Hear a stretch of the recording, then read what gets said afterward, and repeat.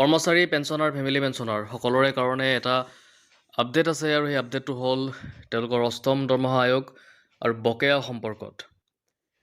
আপোনালোকে সকলোৱে গম পায় 31 ডিচেম্বৰ 2025 পৰাৰ লগে লগেই বা 25 যোৱাৰ লগে লগেই সপ্তম দৰমহাৰ যিটো কাৰ্যকাল আছিলে সেইটো অন্ত পৰিছে আৰু বৰ্তমান অষ্টম দৰমহা আয়োগ বা অষ্টম বেতন আয়োগৰ কাৰ্যকাল আৰম্ভ হৈছে 1 জানুৱাৰীৰ পৰা। ইয়াতে এতিয়ালৈকে যিটো কাৰ্যকৰী তাৰিখ সেই কাৰ্যকৰী তাৰিখত কোনো ধৰণৰ তথ্যৰ পৰা আমি লাভ কৰা নাই যে 1 জানুৱাৰী 2026 তাৰিখৰ পৰাই অষ্টম দৰমহা আয়োগ কাৰ্যকৰী হ'ব বুলি। কিন্তু আমি ভাবিছোঁ বা যিখিনি তথ্য পোৱা গৈছে বা যিখিনি বৰ্তমান টাৰ্মছ অফ ৰেফাৰেঞ্চেছ বা তেনেকুৱা ধৰণৰ যিবিলাক কমিটি গঠন ইতিমধ্যে কৰি দিয়া হৈছে সেইখিনিৰ ওপৰত আমি লক্ষণীয়ভাৱে এটা কথা ক'ব পাৰোঁ যে 1 জানুৱাৰী 2026 চনৰ পৰাই কাৰ্যকৰী হ'ব, কিন্তু অফিচিয়েলি সেইটো এনাউন্সমেণ্ট হোৱা নাই এতিয়ালৈকে যে 1 জানুৱাৰী 2026 চনৰ পৰাই অষ্টম দৰমহা আয়োগ কাৰ্যকৰী হ'ব। এতিয়া এটা কথা চাওক আপোনালোকে, যদি 1 তাৰিখ 2026 জানুৱাৰী ধৰা হয় তেতিয়াহ'লে 18 মাহ সময় লাগিব আৰু 18 মাহ সময় লগাৰ পিছত যেতিয়া ফাংচন যেতিয়া হ'ব, অষ্টম বেতন আয়োগক যেতিয়া ফাংচনেল হ'ব বা দৰমহা যেতিয়া পোৱা হ'ব সেই বৰ্ধিত হাৰ দৰমহাখিনি, এই মাজৰ যিখিনি সময় থাকিব এই সময়খিনিত কি হ'ব, তেওঁলোকৰ বৰ্ধিত হাৰৰ পইচাখিনি তেওঁলোকে বকেয়া আকাৰে পাব নে কেনেকৈ কি পাব, এইখিনি কথা এতিয়ালৈকে কিন্তু লুক হোৱা নাই, এইখিনি লুক আউট হোৱা নাই যে কেনেকুৱা ধৰণৰ নতুন নতুন চিন্তাধাৰা বা কেনেকুৱা ধৰণে এইখিনি ইমপ্লিমেণ্ট কৰিব, সেইখিনি কথা এতিয়ালৈকে কিন্তু দৃষ্টিগোচৰ হোৱা নাই বা সেই কথাখিনি এতিয়ালৈকে কোনো ধৰণৰ তথ্যত প্ৰকাশ পোৱা নাই। আৰু ফিটমেণ্ট ফেক্টৰ কিমান হ'ব সেই কথাটো এতিয়ালৈকে প্ৰকাশ কৰা হোৱা নাই। এতিয়া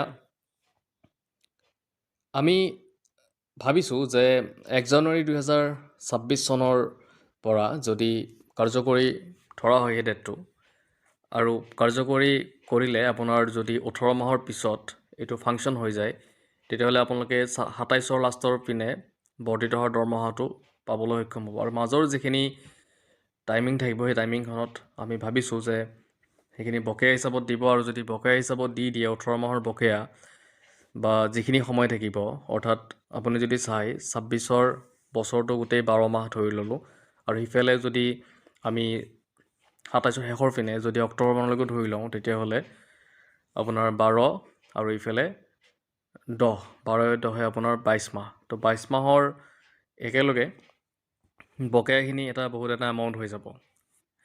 এতিয়া কথা হ'ল সেইখিনি কথা এতিয়ালৈকে কিন্তু কোনো ধৰণৰ তথ্যত প্ৰকাশিত হোৱা নাই।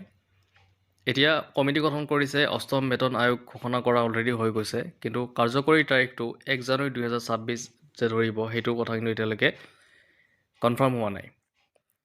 কেন্দ্ৰীয় চৰকাৰৰ কৰ্মচাৰী এতিয়াও অধীৰ আগ্ৰহেৰে অষ্টম দৰমহা আয়োগলৈ অপেক্ষা কৰি আছে, লগতে অসম চৰকাৰৰ কৰ্মচাৰীসকলেও আশা কৰি আছে।